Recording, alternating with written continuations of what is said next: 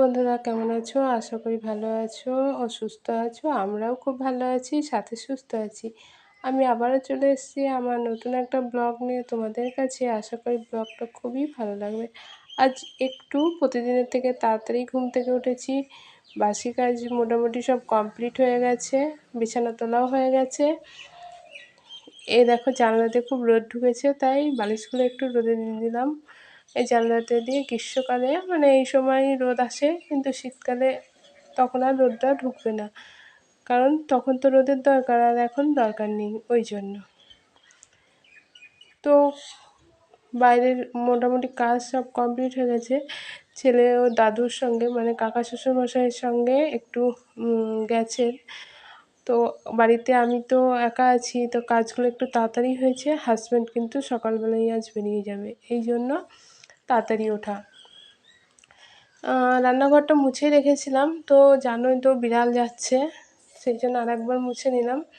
আর এই যে বাড়িতে কেউ নেই বলে ব্রাশ করার আগেই কিন্তু আমি বিছানার চাদর প্রতিদিনই ডেটল দিয়ে কেচে দিই। আজকেও সেই মতো ডেটলটা দিয়ে ধুয়ে দিলাম। তো এবার এগুলোকে মেলে দেবো, তারপরে কিন্তু ব্রাশটা করে নেব। আর এদিকে হাজব্যান্ড কিন্তু ছেলেকে নিয়েও চলে এসছে। এই যে ও এখন সেই রেডি অবস্থাতেই আছে, জুতো পরে প্যান্ট জামা পরে সব কিছু এখনই বাড়ি ঢুকলো, আর আমি করে নিচ্ছি। কখন যে মেয়ে থেকে গৃহিণী হয়ে উঠলাম সেটা কিন্তু বুঝতেই পারলাম না। কেউ দেখে শেখে, কেউ থেকে শেখে। আমি কিন্তু কিছুটা থেকেই শিখেছি। যেহেতু শ্বশুরবাড়িতে এসে শাশুড়ি মা ছিলেন না, তো বিয়ে হওয়ার পরের দিনই সংসারে এসে হাঁড়িটা ভাতের ধরতে হয়েছিল। রান্না বলতে তখন কিন্তু কিছুই জানতাম না, কারণ মেয়েরা বিয়ের আগে বাপের বাড়িতে যেরকম থাকে, যে বড় আদরে কোনো কিছুই না করা, শুধুমাত্র মায়ের উপর হুমদারি চালানো, মোটামুটিভাবে ওই রকমই বলতে পারো। তো বা শ্বশুরবাড়ি এসে বিয়ের পরের দিনই বললাম ভাতের হাঁড়িটা ধরেছি। তো তখন তো প্রথম প্রথম ভালো কিছু রান্না করতে পারতাম না, কিন্তু এখন কিন্তু এটা ওটা দিয়ে হিজিবিজি যাই বলো না কেন, একটা রান্না করতে শিখে গেছি। আর এই যে হাজব্যান্ড বেরোবে বললাম সকালবেলা, ওকে শরবতটা বানিয়ে দিয়েছি। সকালে তো কিছু খাবার ছিল না, তো মুড়ি খাবে না বললো, তাই চিড়ে দই দিয়ে খেয়ে বেরিয়ে পড়লো। আর আমি নিজের জন্য 1 কাপ চা বানিয়ে নিলাম। সকালের এই গরম চাটাই কিন্তু সারাদিনের কাজে এনার্জি। আর আগের দিন রাতে হাজব্যান্ড বাজার করে নিয়ে এসে, সেই বাজার কিন্তু আমার এখনও বার করাই হয়নি। তো ছেলেকে খাইয়ে নিজে খেয়ে হাজব্যান্ডকে বার করে দিতে দিতে কিন্তু এখন সকাল 7টা 7:30টার মতো বেজে গেছে। তো আমি বাজারগুলো বার করলাম, বাজার বার করে লঙ্কার বোঁটাগুলো আগে ছাড়িয়ে নিচ্ছি। সংসারটা তো এখন আমারই, আমি তো এখন গৃহিণী, আর তো মেয়ে নেই। তো কারো ওপর তো ছেড়ে দিলে চলবে না, সবটাই নিজেকে সামলাতে হবে। তাই সবজিগুলো যাতে নষ্ট না হয়ে যায়, সেই জন্য আগে কিন্তু তার ব্যবস্থা করে নিলাম। আর হাজব্যান্ড আজ দুপুরে বাড়ি আসবে বলেছে, তো এখন আমি সকালে ভাত বসিয়ে দিয়েছি। আর এদিকে প্রেসার কুকারে ডালটা সিদ্ধ দিয়ে দিয়েছি ভাতের মধ্যে, ডিম ভাজা করে খেয়ে নেব। তার ছেলের জন্য কিন্তু ডিমটা সিদ্ধ করে নিয়েছি, তো সিদ্ধ দিয়ে খেয়ে নেব। তারপরে আবার রান্নাটা শুরু করব।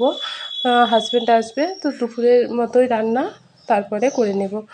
আমি কিন্তু ভাতটা খেয়ে নিয়েছি, আর ছেলেকে এখনও খাওয়াইনি, কারণ ও একটু বেড়াতে গেছে, এখনও বাড়ি ফেরেনি। তো আমি দেখো জানলাটা বন্ধ করে দিলাম, কারণ এই জানলা দিয়ে না খুব হাওয়া আসছে, হাওয়াটা শুধু গ্যাসেই লাগছে, গায়ে আর লাগছে না। আজকে আমি ঝিঙে আলু পোস্ত করছি। তো ঝিঙে আলু পোস্ত করব, ডালটা করে নিলাম, ঝিঙেটা আগে ভালো করে ভেজে নিচ্ছি। আমরা তো এখন গৃহিণী হয়ে গেছি, তো সংসারের কাজটা ঠিক বুঝে শুনে সব কিছুই করতে হবে। আর এদিকে ছেলের জন্য ভাতটা নিয়ে নিয়েছি, ওকেও সিদ্ধ দিয়ে ভাতটা দিয়ে দিলাম, সঙ্গে অবশ্যই দই ছিল। তো ডিমটা ভেজে নিচ্ছি হাজব্যান্ডের জন্য, আমি আমারটা ভেজে খেলাম, আর ওরটা ভেজে রেখে দিচ্ছি। এখন কিন্তু দুপুর 12টার মতো বাজে। তো রান্না বান্না কমপ্লিট করে আমি সকালে কিন্তু ঘরে কোনো কাজেই সেরকম হাত দিতে পারি না, তো হাজব্যান্ড বেরিয়ে যায় সকালে সকালে, ওকে রেডি করে দিতে হয়। এই জন্য আমি এখন ঘরগুলো একটু ঝেড়ে ঝুড়ে নিয়ে ঘরটা মুছে নেব। তারপরে স্নান টান করে নেবো, ছেলেকে স্নান করানোরও আছে। আর আজকে যেটা বলছিলাম যে মেয়ে থেকে গৃহিণী হওয়াটা কিন্তু খুব একটা সহজ না। নিজের ইচ্ছেগুলোকে ত্যাগ করে পরের ভালো লাগাগুলোকে গুরুত্ব দিয়ে দেওয়াটা যে কত কঠিন তা একমাত্র মেয়েরাই সেটা পারে। মানে বাপের বাড়িতে যে অভ্যাসগুলো তৈরি করেছিলাম, বিয়ে হয়ে আসার পর শ্বশুরবাড়িতে এসে সব কিছুই কিন্তু ত্যাগ করে দিতে হয়, ঝেড়ে ঝুড়ে ফেলে দেওয়ার মতো। আবার নতুন পরিবেশে এসে নতুনভাবে নিজেকে মানিয়ে নিতে হয়। তো আমারও সেরকম হয়েছিল। আমিও কিন্তু শ্বশুরবাড়ি এসে বাপের বাড়ির মতো কোনো কিছুই পাইনি। বাপের বাড়িতে যখন মায়ের ছত্রছায়ায় থেকেছিলাম আর কি, শ্বশুরবাড়ি এসে পুরোটা মানে ফাঁকা, মাথার উপরে কিছুই নেই। শ্বশুরমশাই ছিলেন হাজব্যান্ড, তো মেয়ে বলতে সংসারে আমি একাই ছিলাম। এবার ঘর গোছানো, রান্নাবান্না করা বা শ্বশুরমশাই হাজব্যান্ডকে দেখাশোনা, এইগুলো তো আর ছেলেরা করতে পারে না, এগুলো কিন্তু আমাকেই করতে হয়। তো প্রথমে না খুবই ভয় পেয়ে গেছিলাম যে কীভাবে কী করব। এমন এমন দিন গেছে লুকিয়ে লুকিয়ে কেঁদেও ফেলেছি যে আমার কিছু ভালো লাগছে না, এখানে এসে কী করব, আমি তো সেরকম কিছুই করতে পারছি না, কেউ তো কিছু বলারও নেই, এইরকম একটা মনে হতো। কিন্তু আস্তে আস্তে সময়ের সঙ্গে সঙ্গে সেটা ঠিক হয়ে গেছে। হাজব্যান্ড বাড়ি এসেছিলো, খাওয়া দাওয়া করে জায়গাটা মুছে নিলাম। আজকের মতো ব্লগটা এখানেই শেষ করলাম। আশা করি তোমাদের সকলেরই ভালো লাগবে।